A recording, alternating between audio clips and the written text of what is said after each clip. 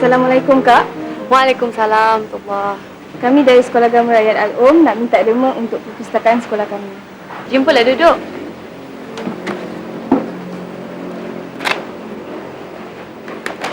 Ini suratnya, Kak.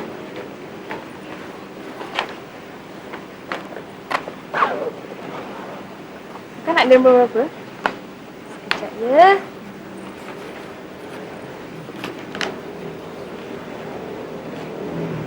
Terima kasih. Nama Kak siapa? Tulis je lah sana, hamba Allah. Terima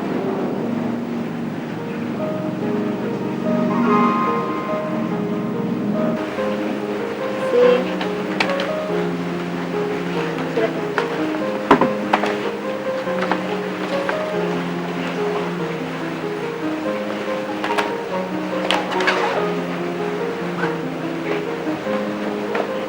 Terima kasih, Kak. Sama-sama. Terima kasih, Kak. Sama. Waalaikumsalam, Tubah.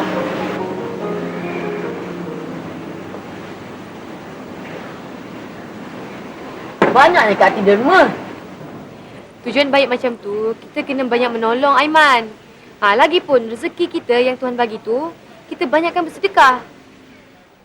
Tapi masa hari tu, Aiman minta derma jogaton, susah sangat orang nak bagi. Pasal kutipan derma ni, Aiman, kita kena berhati-hati sebab ramai yang menyamar.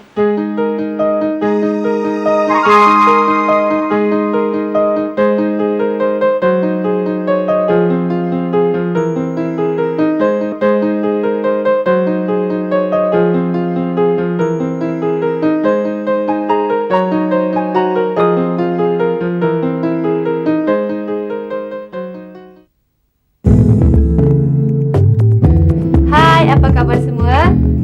Baiklah, tanpa membuang masa lagi, hari ini Kak Ati akan membawakan satu lagi kisah, iaitu mengenai mensyukuri nikmat dan menghormati rahmat. Tapi sebelum tu, Kak Ati nak tanya adik Aiman, kenapakah kita perlu bersyukur? Kita perlu bersyukur atas nikmat yang dikurniakan oleh Yang Maha Esa dan sebagai menunjukkan kita sebagai hamba-Nya. Macam itulah jawapan yang Kak Ati nak dengar. Bersyukur amat penting bagi kita sentiasa mengingati dari mana kita datang dan ke mana kita akan pergi. Saya setuju. Ibu dan ayah saya selalu berpesan kepada saya supaya sentiasa bersyukur dengan apa yang kita ada dan jangan sekali-kali kita lupa kepada Yang Maha Berkuasa. Pesanan ibu bapa Dewi itu memang penting bagi setiap orang di dunia ni. Setiap orang ada kelebihan dan kekurangan masing-masing. Apakah pendapat Jenny pula? Saya rasa bersyukur sangat atas kejayaan yang saya capai dalam pelajaran. Betul tak, Iman? Sesetengah orang tidak bersyukur dengan keadaan hidup mereka sekarang. Sedangkan masih banyak lagi orang yang lebih susah daripada mereka. Betul kata Aiman tu. Kita sebenarnya bernasib baik kerana kita masih ada segala-galanya. Yalah, saya pun rasa begitu. Saya selalu rasa simpati apabila melihat mereka yang mempunyai kekurangan fizikal dan juga yang sudah kehilangan orang yang mereka sayangi. Saya pun sama, Dewi. Apabila melihat mereka, saya rasa bersyukur kerana masih sempurna sifat dan masih ada orang yang disayangi. Adik-adik mesti dah tak sabar kan untuk melihat kisah menarik kita hari ini? Mari kita saksikan bersama.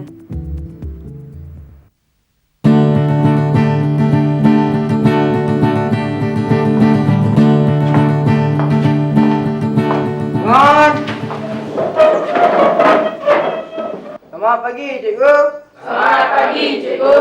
Selamat pagi, sila duduk. Baik, hari ini cikgu nak memperkenalkan seorang rakan awak yang baru, iaitu Rajan. Datang sini, Rajan. Cikgu harap murid-murid semua dapat memberi kerjasama kepada Rajan.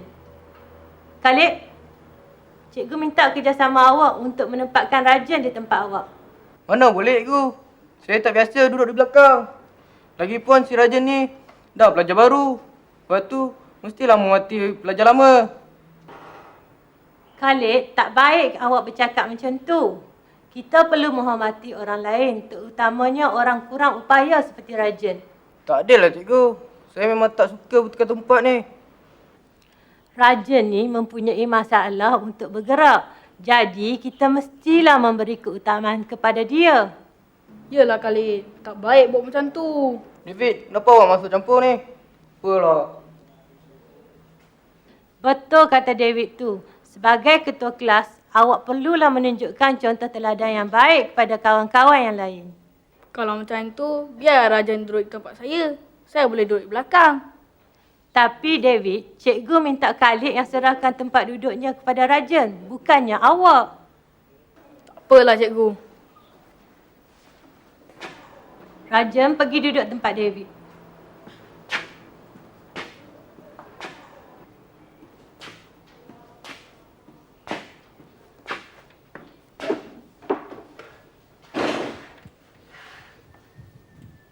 Cikgu harap awak semua dapat mencontohi sikap David. Sila bagi kerjasama awak kepada Rajan kerana dia amat memerlukan pertolongan awak. Termasuklah awak, Khalid. Baik, cikgu.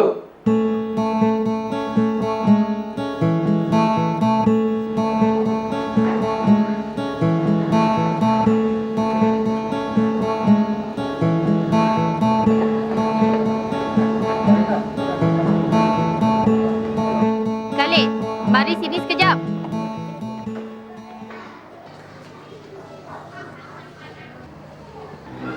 Kenapa, cikgu? Khalid, cikgu dapat tahu awak selalu bersikap kasar terhadap raja yang cacat tu. Kenapa Khalid? Saya tak buat apa-apa kat dia, cikgu. Betul awak tak buat apa-apa. Tapi dengan mengeluarkan kata-kata mencemuh dia, itu pun merupakan satu deraan juga pada orang kurang upaya macam Rajan tu. Alah, cakap sikit macam itu takkan tak boleh, cikgu. Tak boleh. Kita tak boleh merendahkan keupayaan seseorang. Lebih-lebih lagi, Rajan tu rakan sekelas awak. Dia bukannya menyusahkan awak kan?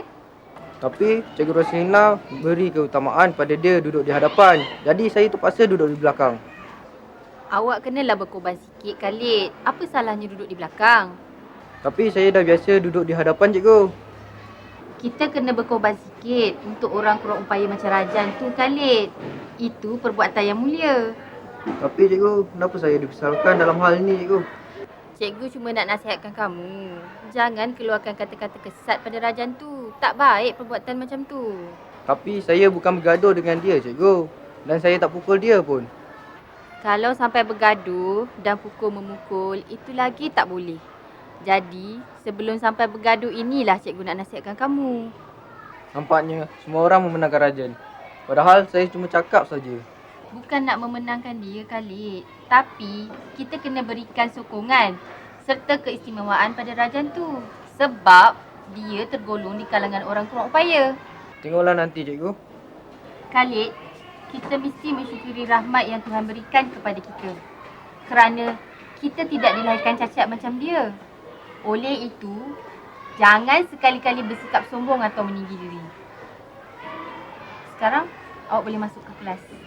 Baiklah, cikgu.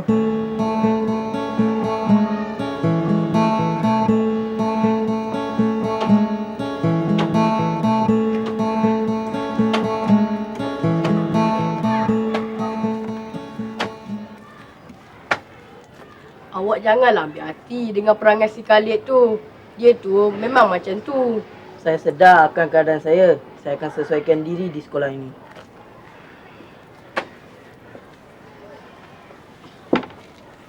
Bukan semua orang yang mencemuh awak, Rajan. Hanya Khalid seorang saja. Saya tahu ramai kawan-kawan yang mahu tolong saya. Saya ucapkan terima kasih kepada awak semua. Balik ni, awak naik apa, Rajan? Jangan bimbang. Ada kereta akan jemput saya. Ayah awak ke atau mak awak? Pemandu ayah saya. Ayah awak kerja apa, Rajan? Doktor. Oh, rupanya awak ni anak seorang doktor lah. Ayah saya selalu nasihatkan saya supaya sentiasa tenang dalam menghadapi apa saja keadaan. Dan dia juga nasihatkan saya supaya berbuat baik dengan semua orang. Rajan, saya minta dia dululah. Saya balik dengan jalan kaki saja. Sebab rumah saya dekat dengan sekolah ni. Terima kasih kerana temankan saya ya. Sama-sama.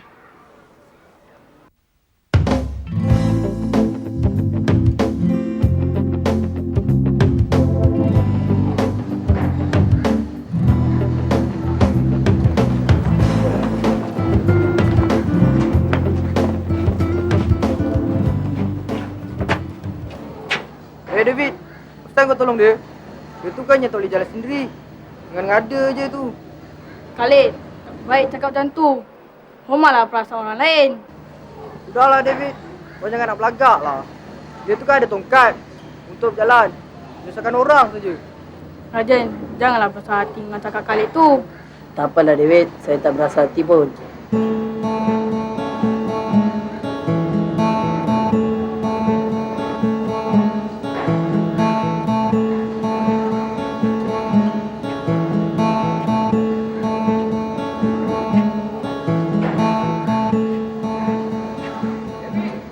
Weh, kau orang jatuh weh. Kenapa ni?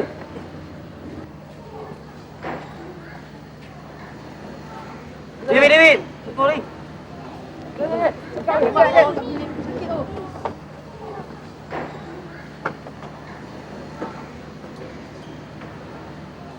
Aduh. Aduh. Aduh, sakitnya kepala. Aduh. Aduh. Bertenang Khalid. Sekarang awak berada di dalam bilik sakit. Tadi awak terjatuh. Kepala awak luka parah. Awak pingsan tadi. Yalah Khalid, ayah Rajan yang merawat awak. Dia ni seorang doktor. Maafkan saya Rajan. Saya dah banyak bersalah pada awak.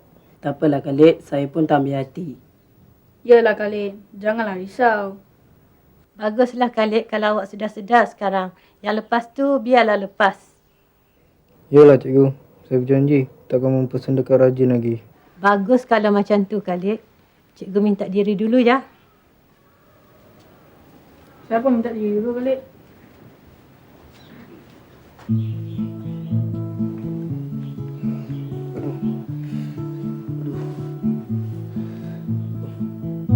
Rajan.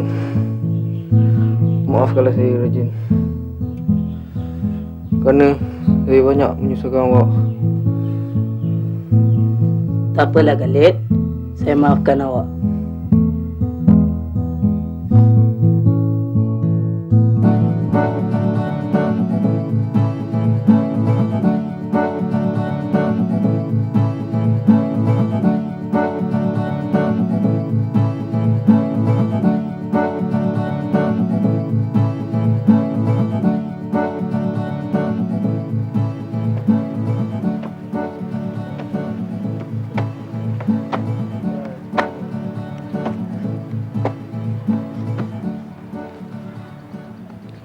Saya menyesal Rajan atas sikap saya membencikan awak selama ini.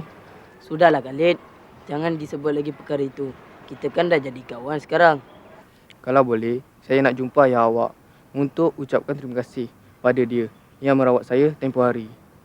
Sebagai seorang doktor, dia sibuk. Saya pun jarang jumpa dia.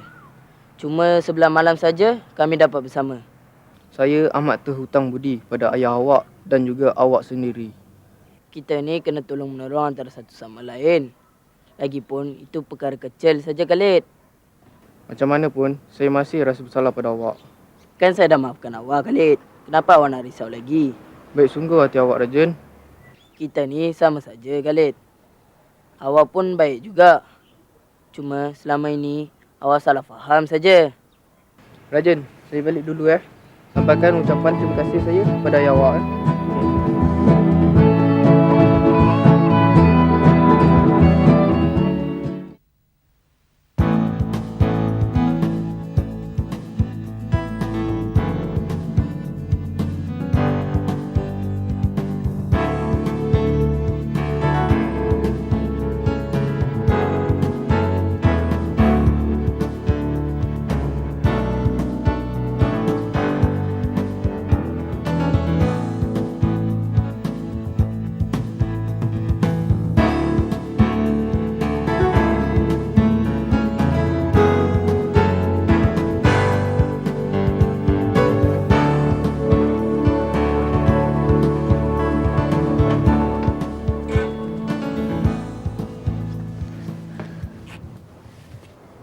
Awak janganlah sedih sebab tak ada duit nak bayar yuran tu. Saya boleh bayarkan untuk awak, okey? Nanti macam mana saya nak bayar balik duit awak tu? Yang penting awak ambil dulu duit ni Dan awak bayar yuran awak, okey? Kalau saya tak terbayar balik duit ni macam mana? Duit ni duit simpanan saya sendiri. Kalau betul awak tak mampu bayar, tak apa, saya halalkan. Baiknya hati awak, Aiman. Kita kena mensyukuri rahmat. Kita kena tolong-menolong antara satu sama lain. Terima kasih, Aiman. Sama-sama.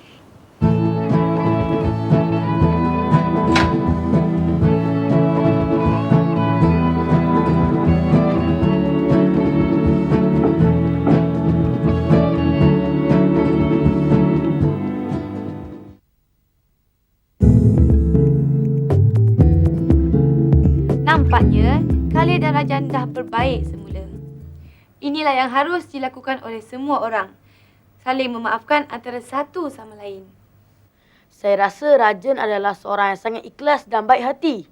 Saya harap Rajan ni agar lebih ramai yang mencontohi Rajan. Saya setuju Aiman. Kalau ikutkan, bukan mudah untuk kita memaafkan seseorang yang pernah menyakiti hati kita. Tetapi, Rajan dengan ikhlas memaafkan kesalahan Khalid. Kak Ti rasa kita perlu contohi Rajan. Malah, Kak Ti rasa Khalid pun sebenarnya seorang yang baik hati dan ikhlas. Yalah Kak Ti, tak sangka Khalid pun sebenarnya baik orangnya. Akhirnya dia mengakui kesilapan yang dilakukannya. Sebenarnya, mengakui kesilapan yang kita lakukan dan cuba memperbetulkannya adalah sesuatu perkara yang sangat baik. Kak Ti harap adik-adik di rumah pun mendapat manfaat daripada kisah kita tadi.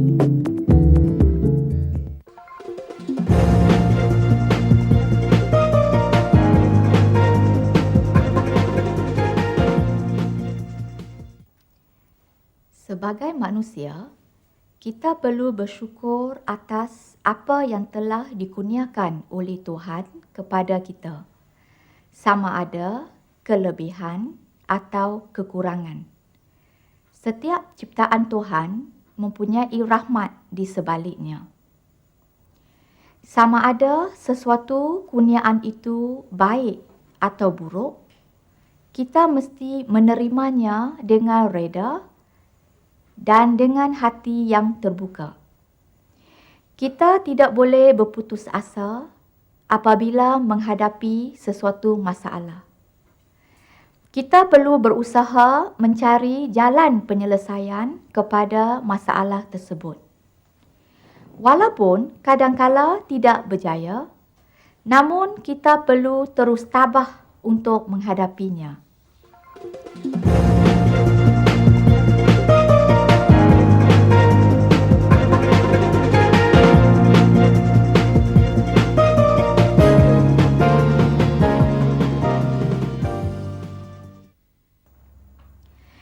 Kita harus bersyukur dengan apa yang kita ada. Mensyukuri nikmat yang diberikan oleh Tuhan akan menjadikan kita seorang yang tabah untuk meneruskan kehidupan. Di samping itu, ia juga menjadikan kita seorang yang merendah diri, mempunyai harga diri, dan seorang yang berhema tinggi.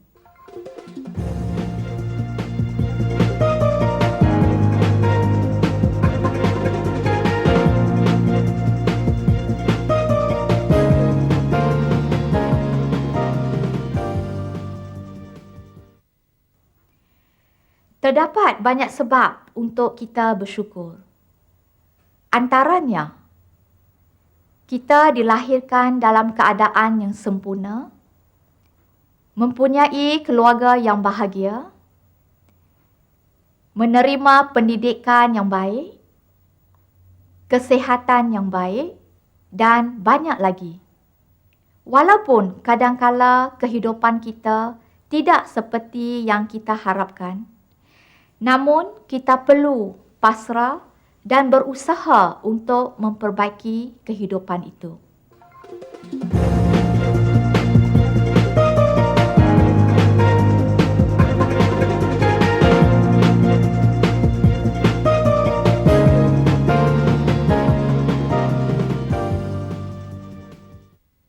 Kita juga boleh membantu golongan yang memerlukan bantuan, seperti golongan kurang berupaya dan golongan kurang bernasib baik.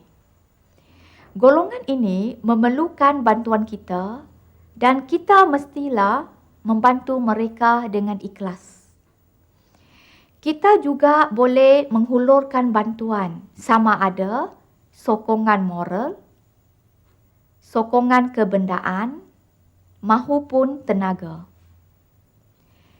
Kita juga perlu menghormati dan mengambil kira perasaan dan keperluan mereka apabila melakukan sesuatu.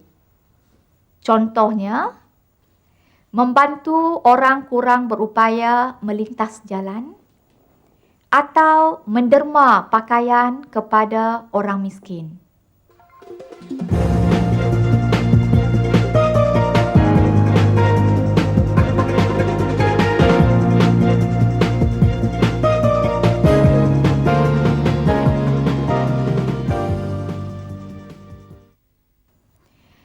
Untuk menunjukkan kesyukuran kita, kita juga perlu menjauhi perbuatan yang boleh menjejaskan kesihatan kita, seperti merokok dan penyalahgunaan dadah.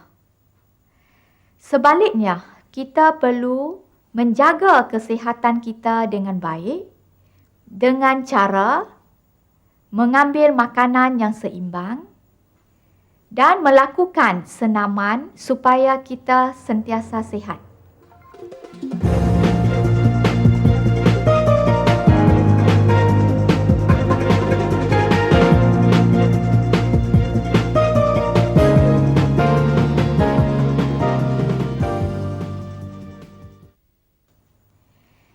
Sebagai tanda kesyukuran, kita juga perlu menilai dan berfikir secara matang dan rasional sebelum mengambil sesuatu tindakan.